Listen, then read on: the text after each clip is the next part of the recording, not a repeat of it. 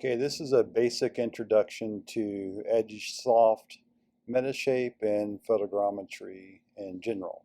So there's two versions of Metashape. There's Metashape Standard and Metashape Pro. The difference between the standard version and the Pro version is that in the Pro version you get to geo-reference models, and this is important when you're doing large surveys with drones.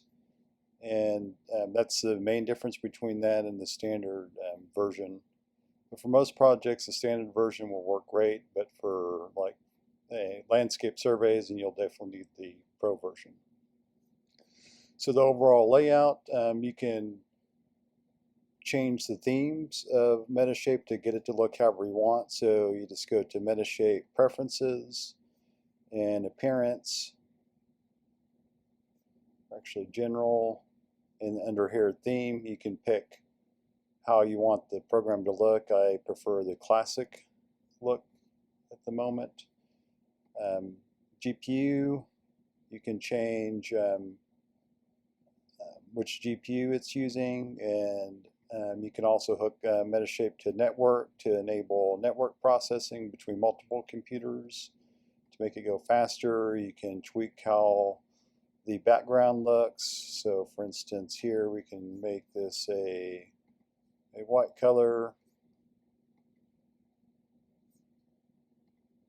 which I tend to like the gray. So you can make Metashape look however you want to. And change the navigation, how the mouse acts while you're scrolling. And the more advanced features, I have not played around with these very much, but you can tweak everything to however you like. So this is the main model view over here. This is the pane view, and you can detach these and move these around. I prefer to keep them within the window. And then it becomes tabs to look at the different areas of Metashape. The workspace is the main view. You can also view your photos separately and your reference points separately as well. So the overall workflow of making a model is pretty straightforward, but there's a lot of advanced features out of that depending upon what you're going to do. So this first overview of Metashape, we're going to keep it really simple with 6 images I shot at the Smithsonian of a Eastern Island statue as you enter the Natural History Museum. So the first step in the basic photogrammetry workflow is just to add photos. So we're going to go to the folder where I have the photos stored. And I'm going to add them here. And Metashape will accept most common image types. The best practice for photogrammetry is to shoot your images in RAW and then convert them to TIFF or the RAW version of .dng file, which is digital negative, that is Adobe's RAW format, and that is in another video how to convert your images from RAW to these are the formats that Metashape can read. But for this example, I shot this on my iPhone and I just shot them as JPEGs, but these will work as well. So we're going to load them up. So notice here they're now on my photo pane here, and I can double click on any of them and expand it. There are some basic editing functions here. So if I want to adjust the exposure, I can do that slightly. Keep it 100%. You can also adjust the contrast.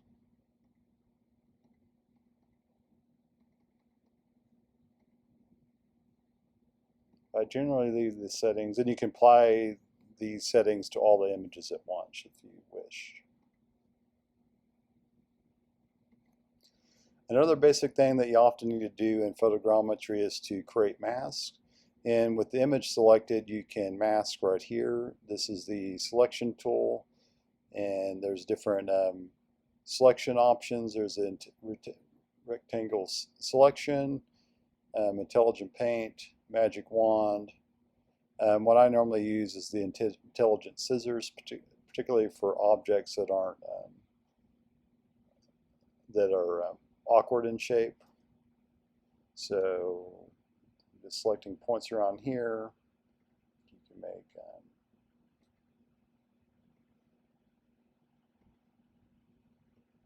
a quick selection.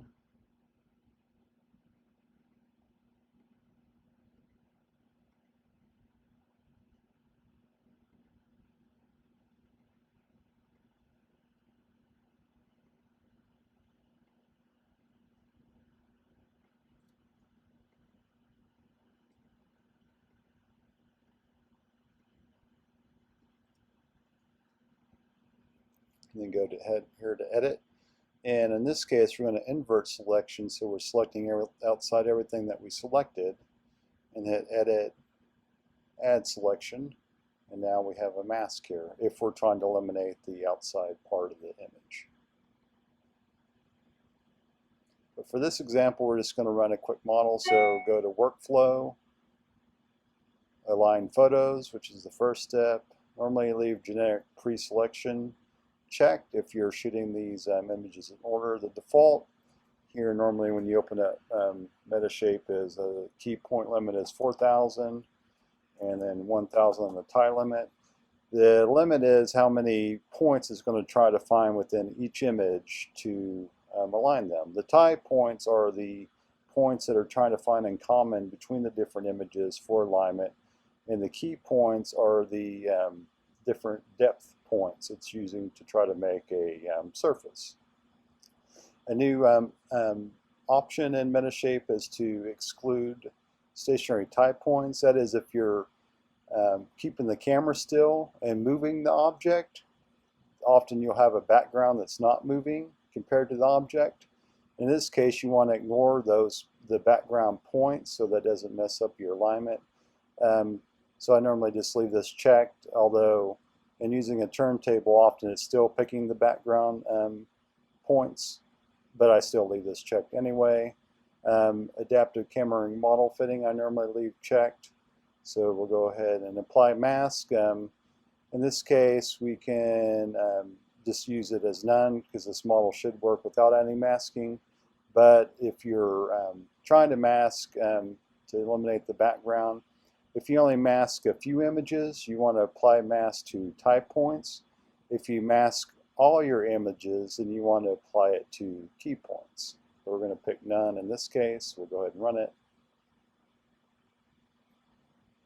So this is our image. Now we're going to the model view. To zoom out, these are our 6 images here.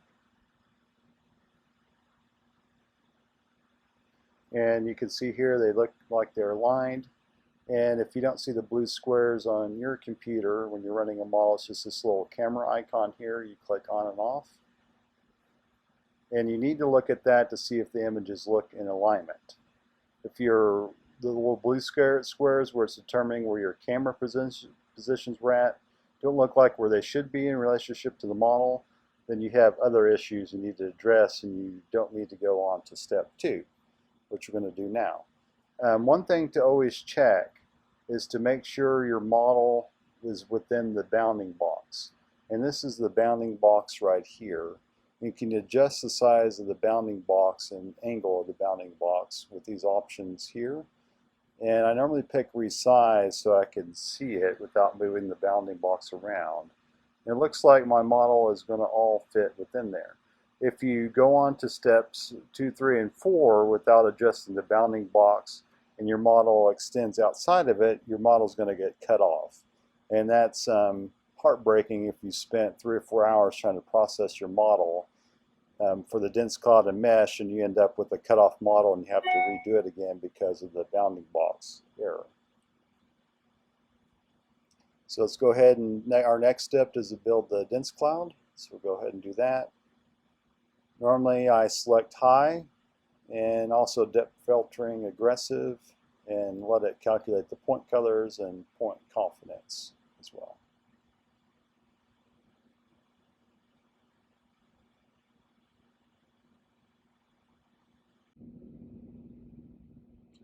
Okay, here is our dense cloud model with over 1,800 million data points. Get rid of the camera view. We got a little bit extra noise here. So we could do some further editing of our model at this stage if we wish to, before we do the mesh. And you just hit the same selection tool, and we can edit out extra noise that we don't want with the 3D model. So you just hit this little remove button.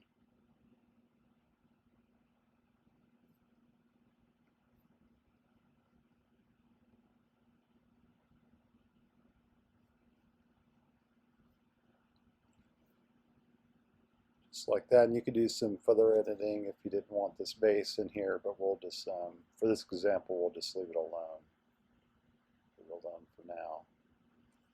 Looks like there's a few more we can get rid of here. So in general, when you're making your models, you want to clean up any extra points, either in the alignment here, if you can see any, or under the dense cloud, because it's going to take those extra points into account when it's making the mesh. Okay, so now we have our dense cloud. Now in our next step, we're going to create a mesh, which is a layer that then is created consisting of thousands of individual polygons that are overlaid on top of the dense cloud. Source data, if you have a dense cloud, you want to use this. The depth maps are like surfaces it calculates based on the original alignment cloud. But if you do generate a dense cloud, then you want to generally use that as your source data. But if you're having problems in getting a good match, sometimes you can try to create it from the depth maps that are already created, or already calculated. Our surface type is arbitrary. The height field is if you're doing a survey of a landscape, and it's more 2.5D, and that's like of drone imagery. So we'll leave it arbitrary. Face count, I normally leave it at high. Advanced, I normally leave interpolation enabled, using all the dense cloud points here. And it can also calculate the vertex colors as well. Oftentimes, generating the mesh takes the longest in terms of computing time. It uses a lot of the GPU rather than CPU in doing that. So if your computer has a more powerful GPU, it's faster during this process. Now, I've also encountered situations where, and when I've used the drone over large landscape areas, and I got lots of data that my GPU simply cannot calculate the model, so I have to split my data into different chunks. But you probably will not run into that when doing more of an object rather than a landscape.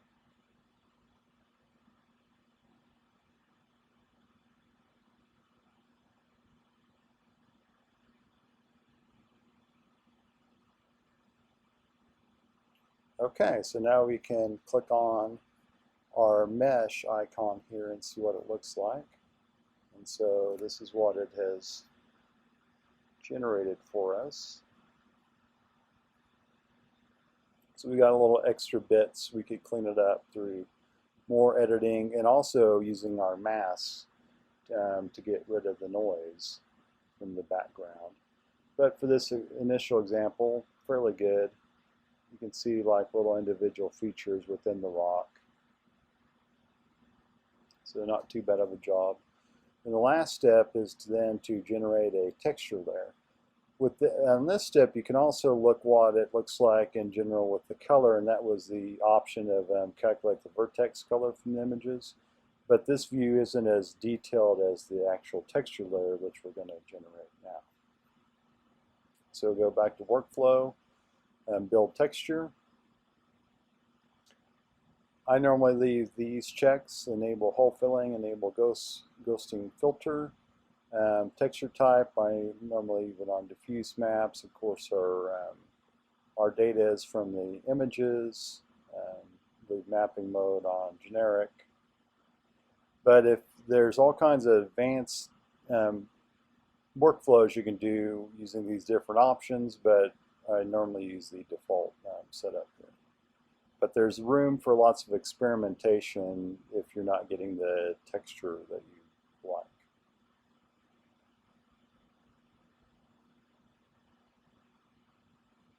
I also want to point out our mesh. We had 357,000 polygons was our final result with that.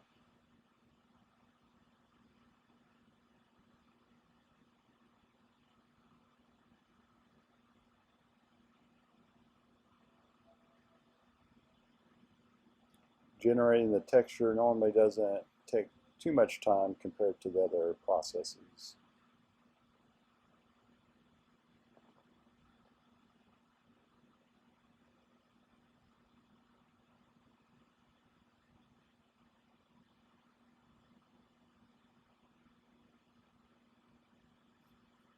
And now we can click back on here again and then look at model texture.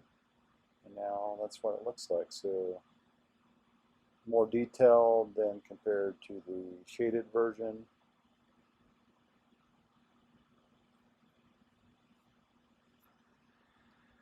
And so this is our complete model, this initial introduction to Metashape and photogrammetry. You can do further edits here, get rid of that part if we don't want it.